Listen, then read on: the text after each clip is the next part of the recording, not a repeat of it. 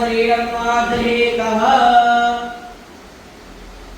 अपवित्रो आसराष्टाङ्गतो विराट यस्मरेत् पुण्डरीकाक्षं सवाये अभ्यं तनः शुचि शरणं सुते पुण्डरीकाक्षः पुनातो त्रियाचमनिया। अभी लेफ्ट हैंड आगे करना है, लेफ्ट हैंड सबको आगे करिए, लेफ्ट हैंड से चम्मच पकड़िएगा, राइट हैंड में जल रखना है।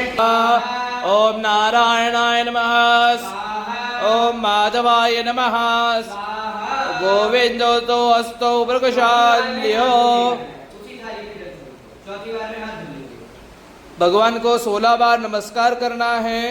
मधुसूदनाय नमः, त्रिविक्रमाय नमः, वामनाय नमः, श्रीधराय नमः, ऋषिकेशाय नमः, पद्मनाभाय नमः, दामोदराय नमः, संगर्जनाय नमः, वासुदेवाय नमः, प्रद्युम्नाय नमः, अनिरुद्धाय नमः, पुरुषोत्तमाय नमः, अधोक्षजाय नमः, नारसिंहाय नमः, अच्युताय नमः, जनार्दनाय नमः, उपेन्द्राय नमः, हरे नमः, श्री कृष्णचंद्र परमात्मने नमो नमः।